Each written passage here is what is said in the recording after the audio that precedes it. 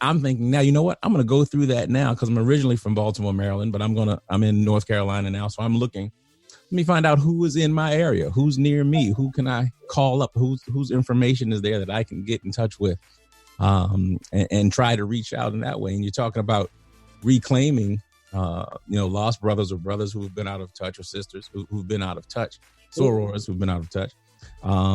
This is a good way to do that. And as I said, this discussion is rich, and we had to keep this going, Chief. We had to keep this going. We're gonna settle all of this tonight. We're gonna have the answer. That's right.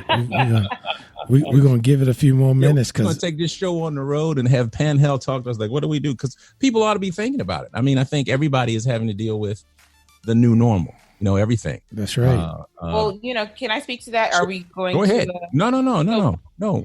So something that we've done here, just in the last couple of months, when everything kind of was starting to really come to fruition, with stuff being shut down, and we were just about to embark on our chapter meeting in March. And again, we have over 200 members that are financial. At a chapter meeting, we have anywhere from 90 to 120, 30 people monthly present at a chapter meeting. And so we were getting close to embarking on that time. And we were just kind of waiting until that last minute to determine, are we going, are we not? So we canceled March. Fast forward to April, we held our first virtual chapter meeting, and we had 95 SORs on the call. But something we put in place almost instantaneously once the stay-at-home order occurred is we started something called sister-to-sister check-in. And so what we did was those that are the elected members of the executive committee in our chapter, along with our chaplains council and a couple of other SORs, we took that roster of 221 and we divided it up evenly. Nice. Where we're doing weekly or every other week checks. And it can be a phone call, a text message, an email, a virtual, just something, because we want to make sure that we are all doing okay. And they all kind of check back with myself and the first vice president, every couple of weeks saying, hey, this SOR needs vegetables, because initially it was like, well, what are we doing for the Delta Deers? And it's like, well, what are we doing for everybody? We have SORs that are young in our chapter that live alone. And so, we want to make sure that we're reaching out to everyone. And so that's something we started. We did a parade, a virtually distanced parade, and went around and recognized SORs in our chapter that are essential workers. And just kind of, we were in our cars, and honked and dropped off a little gift, a little love offering, and just, hey, we appreciate you, and so there's just a lot of, we meet weekly or every other week for lunch on Fridays now at 12:30. For those of us who can, I'm still working. I'm a middle school principal, and so we are very busy, making sure that all of our virtual learning is going on right now. But for those that are available, they meet weekly for Zoom lunch and all of those things. So we are definitely keeping that up.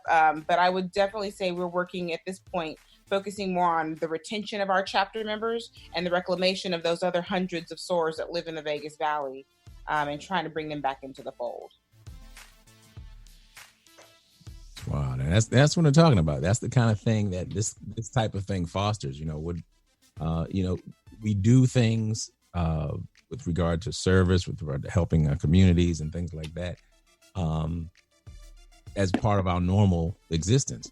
But now when this new thing happens, we've got to be nimble, more nimble than we have before, and kind of put all of our brains together, all of our heads together. It may be a decent Pan-Hellenic conversation to have. It's got to happen. It's got to happen. Yeah. And I received some additional chats, and one of the things that we got from Susan was that also, the social organizations, the girlfriends and the links and others, they too are doing the virtual meetings and happy hours and chats and so forth. So it is certainly transcending all of our normal operations in terms of how do we, have some sense of connection and some sense of normalcy as we're moving through this whole process. Because I I can tell you from the virtual meetings that we've had, Brother Phillips was talking about our West Region virtual meetings, and we had over 60 brothers. We had so many brothers, matter of fact, some of them couldn't even activate the video because it was just maxed out in capacity. But just seeing their faces and hearing their voices, even though we couldn't touch each other, it was just good to know that, hey, you're okay and your family is good and those types of things. And I do think that is going to be our normal for quite a while because, again, at the end of the day, we have no idea what this COVID thing is doing outside of just killing people and making people sick. So I think that's the one thing that's driving this whole conversation is, okay, we know it's here, but what do we do now in terms of having some sense of being normal as we move through this process? Well, one thing, Mike, I can say medically, as you may have seen on the news, they are testing vaccines in humans now. And so they got to monitor these patients carefully to determine whether there are going to be negative side effects from the vaccine and to see if the vaccine actually works. So, but we were generally 18 months away from that. And now they're starting to do some human testing. And one of the researchers at Meharry Medical College, where I went to medical school, has a vaccine that is near ready to test. So then, and worldwide, there are over 100 different vaccines right now that are being tested or trying to get to the level where they can start some human testing. Sure. And the usual rules have been lifted so that, we're pushing ahead much faster than we would normally do because of the pandemic. Sure. So we may get some setbacks, but things are looking more positive. So, and if we get a breakthrough and get lucky and get one of these one of the vaccines that work, this whole thing could be a lot better. Sure. But in the meantime, I'm staying at the house. Well, let me ask you this, Doc.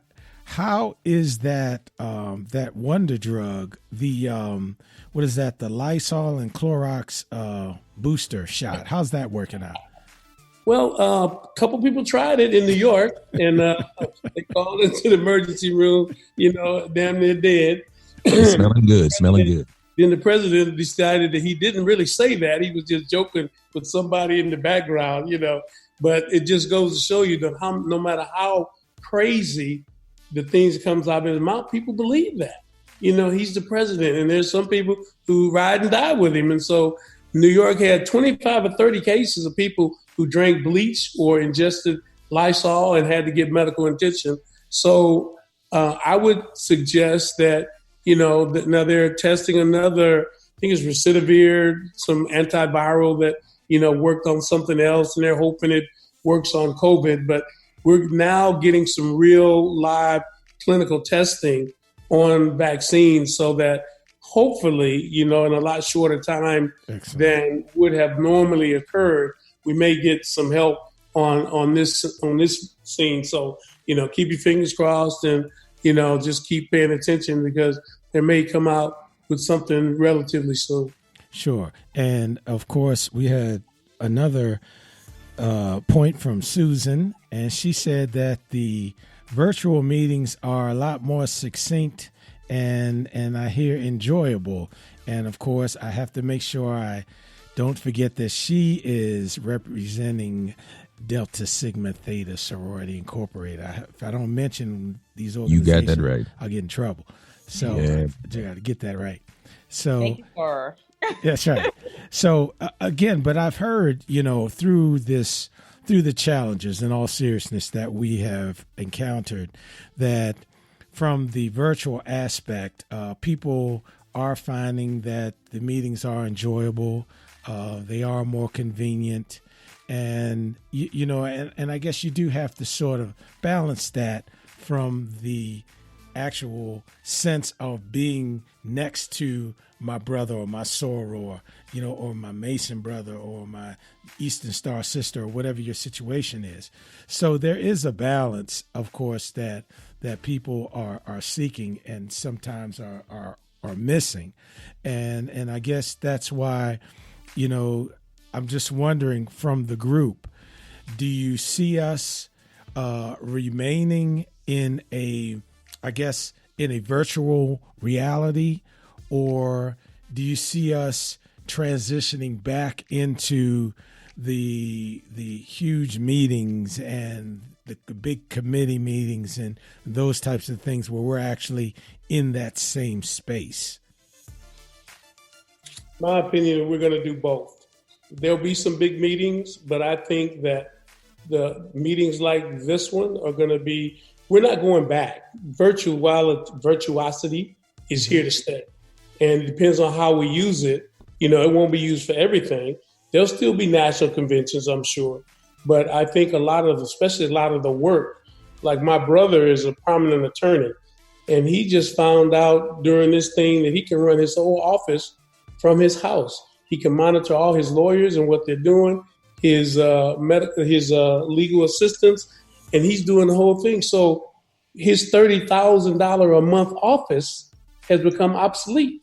Mm-hmm. And he's saying he's looking now how he can break his lease. Wow. And I'm sure that same thing is going on all over the country, you know, in every business, you know. So like I said, I don't think and like every time we meet in the Boulé, it costs us $1,000 at this restaurant where we have a nice steak dinner and everything. Mm-hmm. And the brothers are saying, you know, every time we have a virtual meeting, we say we keep $1,000 in our treasury.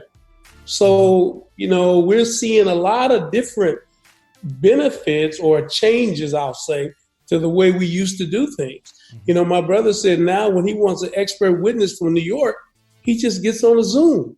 He didn't have to pay $3,000 for a first-class ticket, put him in the Beverly Wilshire Hotel, you know. So lots of things are changing in this world, and I don't think we're going to go back. The court system is going virtual. I mean, we have lawyers who were on our capital call who are saying they're trying to figure out how to convert the courts because they're not going to be going into the courtroom. The judge will be sitting at the table in his gown with no pants on. So everything is changing. I don't think we're going to go back. Okay. We can learn how to go forward. Sure. I agree.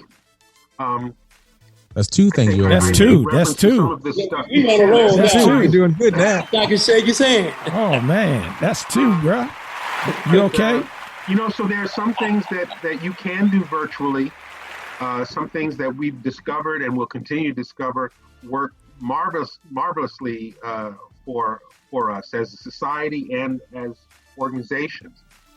To go back to the original question, I don't know that intake is one of them, but certainly there, you know, I mean, we've seen that there are a lot of benefits. And I think that more people showing up at meetings can be one of them. And I actually commented, just to pick up on something that Dr. Albright said about his brother.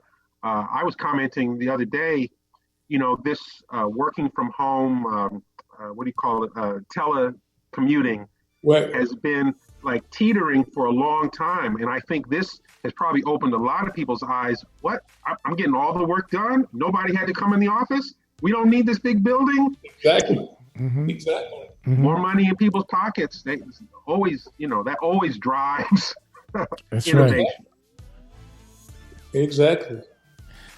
So as we move forward with this whole virtual piece, and you know, I think we've all sort of, you know, talked about some of the pros and cons, but if we are all still in a situation where we are all facing civil penalties, and of course that's the 800-pound gorilla in the room. If we are still facing civil penalties and we still have 4 or 5 cases out there lingering that could break any one of our organizations, and I think Dr. Albright and I spoke a couple of nights ago.